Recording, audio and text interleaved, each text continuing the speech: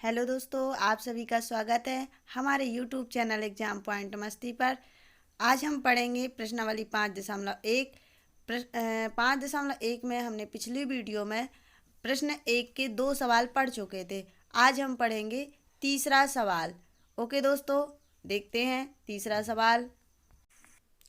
लिखा है, प्रत्येक मीटर की खुदाई के बाद एक कुआं खोदने में आई लागत, जबकि प्रथम मीटर खुदाई की लागत 150 रुपये है और बाद में प्रत्येक मीटर खुदाई की लागत 50 रुपये बढ़ती जाती है। यदि इसमें आपको क्या सॉल्व करना है, एपी निकालना है। जिस तरीके से हमने दो सवाल पहले सॉल्व किए थे उसी प्रकार से हमें इसमें भी सॉल्व करना है। तो इसमें हमें एक समांतर श्रेणी बताना है कि है कि नहीं है। तो डी के मान यानी सार्वंतर आपके बराबर होने चाहिए, तभी ये समांतर श्रेणी है। तो लिखा है प्रत्येक मीटर की खुदाई की लागत कितने रुपए है, 150 रुपये। और आप फिर बाद में 1 मीटर यानी प्रथम मीटर के बाद जो भी खुदाई करेंगे आपकी 50 रुपये उसमें क्या होती जाएगी, बढ़ती जाएगी। ओके दोस्तों, सॉल्व करते हैं। लिखेंगे 1 मीटर खुदाई की लागत A1 बराबर 150 रुपये, जो हमें क्वेश्चन में दिया है। फिर 2 मीटर खुदाई की लागत A2, 2 मीटर लिख रहे हैं तो A2 लिखेंगे। ओके दोस्तों, तो 150 में आप 50 प्लस कर देंगे तो हो जाएगा दोस्तों 200। फिर 3 मीटर खुदाई की लागत A3, यहाँ सॉरी Y लिख गया है, 3 लिख लेना। ओके दोस्तों, 3 मीटर खुदाई की लागत A3 बराबर 200 में आप फिर प्लस कर दोगे 50 रुपये। ये लागत आपकी बढ़ती जाएगी, जितने मीटर और आप एक्स्ट्रा खोदते जाएंगे 50 रुपये आपके जुड़ते जाएंगे। तो ये हो जाएगा 250। फिर 4 मीटर खुदाई की लागत में 250 में 50 ऐड कर देंगे तो हो जाएगा दोस्तों 300। इस प्रकार से हमारे 4 मान प्राप्त हुए। अब हम इसमें डी के मान निकालेंगे तो लिखेंगे डी बराबर A2 माइनस A1। A2 का मान क्या है, जो हमने 2 मीटर की खुदाई की थी, तो 200 में से आप A1 मतलब 150 रुपये को घटाएंगे तो बराबर आ जाएगा 50। इसी प्रकार से फिर से हम पुनः निकालेंगे डी का मान, तो A3 से माइनस करेंगे A2 तो हो जाएगा दोस्तों 250 में से आप 200 घटा देंगे तो फिर 50 रुपये आएगा। इस प्रकार से हमारे मान क्या आ रहे, डी के मान बराबर आ रहे। तो यह क्रमागत पद क्या है, समान है। जो आपके ये पद दिए गए हैं A1 A2 A3 आपने जो मान निकाले ये कैसे आ रहे हैं, मान समान रूप से आ रहे हैं। तो इससे आपका यह जो सवाल है वो क्या है, समांतरण श्रेणी है। ओके दोस्तों, नेक्स्ट सवाल अब देखते हैं। चौथा सवाल लिखा है, खाते में प्रत्येक वर्ष का मिश्र धन। मिश्र धन जानते हैं दोस्तों, मतलब जो धन और जो धन के ऊपर जो ब्याज मिला वो हो गया, दोनों को मिलाकर के मिश्र धन। धन के साथ साथ ब्याज मिलकर के होता है मिश्र धन। ओके दोस्तों, खाते में प्रत्येक वर्ष का मिश्र धन, जबकि आपको मूल्यधन 10,000 रुपये दिया है मूलधन, जबकि 10,000 रुपये की राशि 8% 8% का मतलब होता है ये दर है, 8% वार्षिक की दर से चक्रवृद्धि ब्याज पर जमा की जाती है। चक्रवृद्धि ब्याज क्या है दोस्तों, जो ब्याज के ऊपर भी ब्याज लगता है वो क्या कहलाता है, चक्रवृद्धि ब्याज। और जो सिर्फ मूलधन पर ब्याज लगता है वो कहलाता है साधारण ब्याज। ओके दोस्तों, सॉल्व करेंगे। लिखेंगे P बराबर यानी मूलधन बराबर 10,000 रुपये और फिर R बराबर 8%। समय इसमें प्रत्येक वर्ष मतलब हर वर्ष बढ़ाते जाना है। ओके दोस्तों, तो टाइम हो जाएगा प्रत्येक वर्ष। इसमें एक सूत्र होता है जो आपको याद होना चाहिए चक्रवृद्धि ब्याज का। लिखेंगे CI बराबर क्या होता है दोस्तों, P और फिर ब्रैकेट 1 प्लस R अपॉन 100 और फिर आपकी N की पावर, N मतलब टाइम हो गया दोस्तों, या अपन T भी लिख सकते हैं, N की जगह T भी लिख सकते हैं। तो ये हो जाएगा आपका टाइम और R का मतलब दर और P का मतलब मूलधन। ओके दोस्तों, ये हम सूत्र पर मान रखेंगे और फिर इसे आगे हम सॉल्व करेंगे। दर बराबर 8% वार्षिक, मूलधन A1 बराबर 10,000 रुपये। ये मूलधन जो है वो हमारा पहले वर्ष का मूलधन 10,000 रुपये दिया है। ओके दोस्तों, तो हम सूत्र में रख देंगे मान जो हमने लिखा था CI बराबर P और 1+R/100 और पावर में N, इसमें हम मान रख देंगे। ओके दोस्तों, तो एक वर्ष बाद मिश्र धन, मूलधन हमारा 10,000 है, ये मिश्र धन की बात हो रही। तो A2 तो मूलधन यानी P क्या हो जाएगा 10,000 और फिर 1+ दर का मान 8, तो 8/100 और पावर 1, एक वर्ष के बाद का निकाला है तो 1 की पावर हो जाएगी। ओके दोस्तों, फिर हो जाएगा 10,000 गुणे, और इसमें एलसीएम लेंगे तो 100 एकम 100 और 8 ऐड कर देंगे तो 108/100, 1 की पावर है इसलिए 108/100 एक बार लिखेंगे। फिर आप 0 से 0 काट देना तो फिर 100 का गुणा 108 में हो जाएगा, तो क्या हो जाएगा 10,800। इसी प्रकार 2 वर्ष का मिश्र धन निकालेंगे तो 10,800, ये मिश्र धन ही यहाँ पर रखेंगे और फिर आप 1+8/100 लिखोगे और 2 की पावर हो जाएगी। अभी 1 वर्ष के लिए निकाला था, अब 2 वर्ष के लिए, तो यहाँ भी एलसीएम लोगे तो आपका हो जाएगा 108/100, 2 की पावर है इसलिए इसे 2 बार लिखेंगे। 108 गुणे 108/100 गुणे 100, 100 से 2 0 आपके 108 वाले से कट जाएंगे, तो बचेगा दोस्तों आपके पास 108 गुणे 108 गुणे 108/100। तो इसे सॉल्व करोगे तो आपका आ जाएगा दोस्तों 12,597। आप इसे गुणा कर लेना। फिर इसी प्रकार अब आप क्या करोगे, मान इसके आप निकालोगे सारवंतर, मतलब डी के मान निकालोगे। तो डी के मान कैसे निकालते, A2 माइनस A1 करके। इसे पहले समांतर श्रेणी में आप व्यवस्थित कर लीजिए और फिर इसके हम मान निकालेंगे। तो क्या हो जाएगा 10,000 और A1 का मान है और फिर आपका 10,800 A2 का मान है। तो आप इसमें A2 में से A1 घटाएंगे तो कितना आ जाएगा दोस्तों 800 रुपये, और फिर आप A3 में से A2 घटाएंगे तो कितना आएगा दोस्तों, आप घटा लीजिए। फिर ये मान आपके कितनी आ रहा है 1797। यह मान क्या है आपके बराबर नहीं आ रहे, इसलिए इनके क्रमागत पदों में क्या हो रहा, अंतर समान नहीं है, इसलिए यह क्या है एक AP नहीं है। ओके दोस्तों, आगे बढ़ते हैं नेक्स्ट क्वेश्चन। अब प्रश्न क्रमांक दूसरे सवाल अब पढ़ेंगे। दूसरे क्वेश्चन में लिखा है दी हुई AP के प्रथम 4 पद लिखिए, जबकि प्रथम पद और सारवंतर D निम्नलिखित।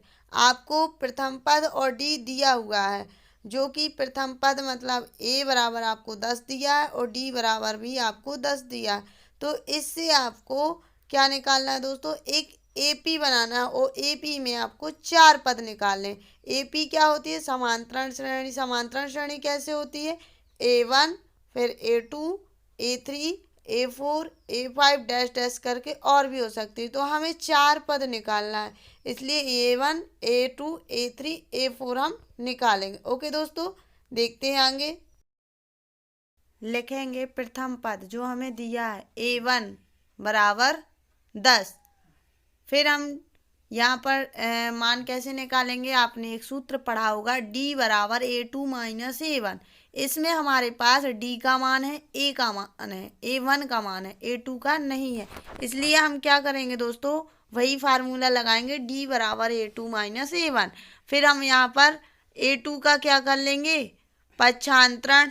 A2 इस साइड आ जाएगा, नहीं दोस्तों A2 वहीं के वहीं रहेगा। A1 का कर लेंगे आप D साइड पक्षांतरण, तो हो जाएगा A2 बराबर A1 प्लस D। फिर A2 का मान हमारे पास नहीं है और A1 का मान रख देंगे 10 और D का मान हो जाएगा 10। फिर दोनों क्या हो जाएंगे, जुड़ जाएंगे तो हो जाएगा A2 बराबर 20। इसी प्रकार से आप A3 का निकालेंगे। A3 बराबर क्या हो जाएगा दोस्तों, A2 प्लस D। तो A2 का मान जो आपने अभी अभी निकाला A2 बराबर 20, तो वो मान हम यहाँ पर रख देंगे और फिर हो जाएगा D का मान 10, तो हो जाएगा इक्वल 30। फिर इसी प्रकार A4 का मान निकाल लेंगे तो हो जाएगा दोस्तों A3 प्लस D। तो कितना हो जाएगा दोस्तों, A4 का मान हो जाएगा 30 प्लस 10, यानी ये हो जाएगा 40। इस प्रकार से हमारे 4 मान आ चुके हैं। जो हमें क्वेश्चन ने कहा था कि आप 4 पद निकालिए, तो आपकी एपी जो बनेगी वो कुछ इस प्रकार से रहेगी, 10, फिर 20, फिर आप 30, फिर 40 और भी आगे तक निकाल सकते हैं, बट हमसे जितना क्वेश्चन ने कहा था 4 पद के लिए हमने उतने ही निकाले। ओके दोस्तों, नेक्स्ट क्वेश्चन दूसरा, इसमें दिया है a बराबर -2, d बराबर 0। दूसरे सवाल में a बराबर -2 और d बराबर 0 दिया। इसमें भी हमें 4 पद निकालना है। तो पहला पद जो हमें दिया है a बराबर -2, इसको ही हम a1 मान लेंगे। तो a1 बराबर क्या हो जाएगा, -2। फिर वही फार्मूला लगाएंगे, d बराबर a2 माइनस a1। इसमें हम पक्षांतरण कर लेंगे, a1 को d के साइड लाएंगे तो a1 प्लस का हो जाएगा। तो a2 बराबर a1 प्लस d। a1 का मान क्या है दोस्तों, -2, तो 2 रख देंगे और प्लस का और क्या हो जाएगा 0। डी का मान क्योंकि हमें 0 दिया है, तो सॉल्व करोगे तो क्या आएगा, -2। फिर इसी प्रकार से आप a3 का निकालोगे तो आप इसमें मान रखोगे, a2 के स्थान पर -2 और d के स्थान पर 0, तो आपका -2 आएगा। फिर इसी प्रकार a4 निकालोगे तो आपका क्या आ जाएगा दोस्तों, a3 प्लस d, और a3 के स्थान पर आप रख लोगे -2 प्लस 0 और सॉल्व करोगे तो -2 आएगा। ओके दोस्तों, तो इस प्रकार से ये हमारी कुछ एपी बनेगी 4 पदों की। तो हम लिखेंगे 4 पद कौन कौन से जो हमने अभी अभी निकाले हैं।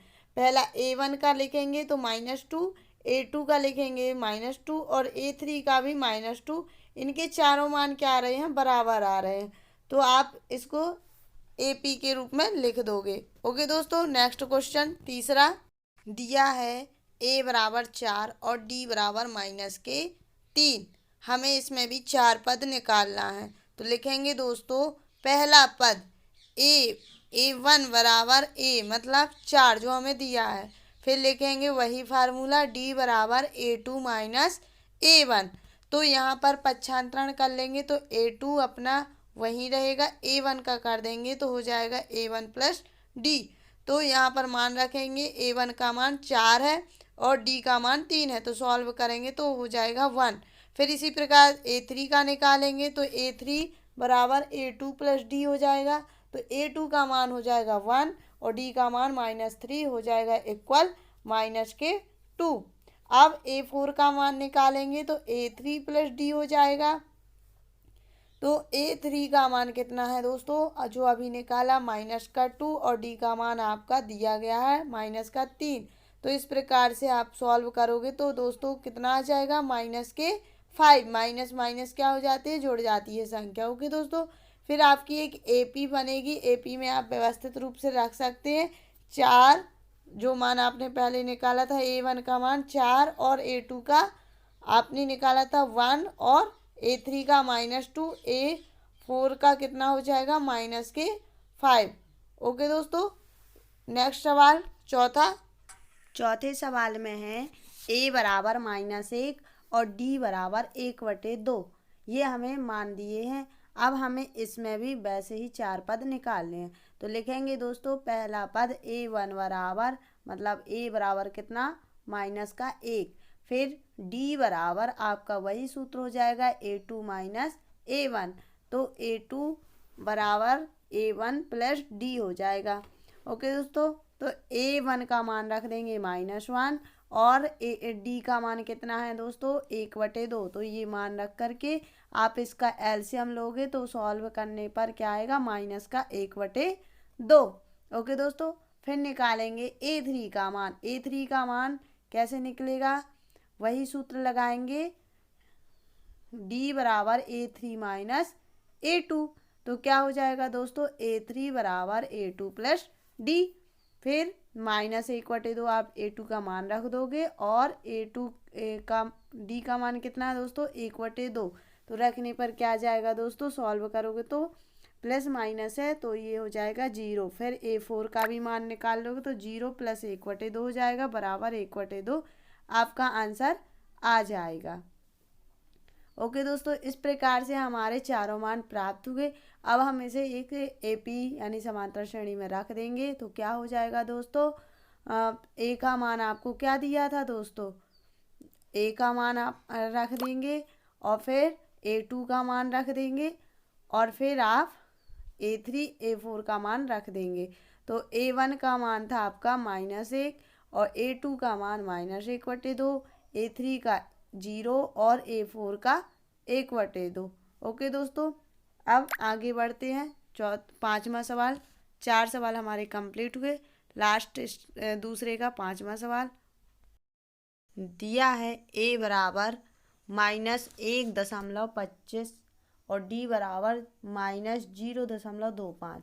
दशमलव के बाद की संख्या अलग अलग करके पढ़ी जाती है। ओके दोस्तों, इसे हम सॉल्व करेंगे तो क्या हो जाएगा दोस्तों, लिखेंगे पहला पद A1 बराबर A मतलब जो अपन को मान दिया है वही लिख देंगे -1.25। ओके दोस्तों, फार्मूला वही लगेगा। D बराबर A2 A1। A2 यहाँ पक्षांतरण कर लेंगे तो A2 बराबर क्या निकल के आ जाएगा, A1 प्लस D। A1 का मान है 1.25 और D का मान है 0.25। अब ये माइनस माइनस है तो दोनों संख्या क्या हो जाएंगी दोस्तों, प्लस हो जाएंगी। तो प्लस हो जाएंगी लेकिन चिन्ह माइनस का ही रहेगा। ओके दोस्तों, तो -1.5 हो जाएगा जोड़ने के बाद। फिर इसी प्रकार से A3 का मान निकालेंगे तो हो जाएगा A3 बराबर A2 प्लस D। तो A2 का मान जो हमने निकाला -1.5 वो रखेंगे और फिर D का मान जो आपको दिया है वो रख देंगे। तो इस प्रकार से ये भी माइनस माइनस क्या हो जाएंगे दोस्तों, प्लस हो जाएंगे, लेकिन चिन्ह माइनस का रहेगा। तो हो जाएगा दोस्तों 1.75। A4 को सॉल्व करोगे तो A3 प्लस D। A3 का मान क्या है दोस्तों, -1.75 और D का मान है आपका 0.25 माइनस में। तो ये इस प्रकार से हम रख देंगे और ये भी आपकी संख्या क्या हो जाएगी, जुड़ जाएगी। तो आप जोड़ोगे जैसे 1.75 और -0.25 को जब आप जोड़ोगे तो आपका आंसर हो जाएगा -2। इस प्रकार से हमें 4 मान प्राप्त हुए। तो हम एक समांतर श्रेणी AP में लिख लेंगे AP सच दैट A1 का मान -1.25, A2 का -1.5 और A3 का -1.75 और फिर A4 का -2। ओके दोस्तों, इस प्रकार से हमारे 5 सवाल कंप्लीट हुए प्रश्न क्रमांक 2 के। अब हम अगली वीडियो में पढ़ेंगे प्रश्न क्रमांक 3 के सवाल। तो आप हमारे चैनल के साथ बने रहिए और लाइक शेयर एंड सब्सक्राइब जरूर कीजिए।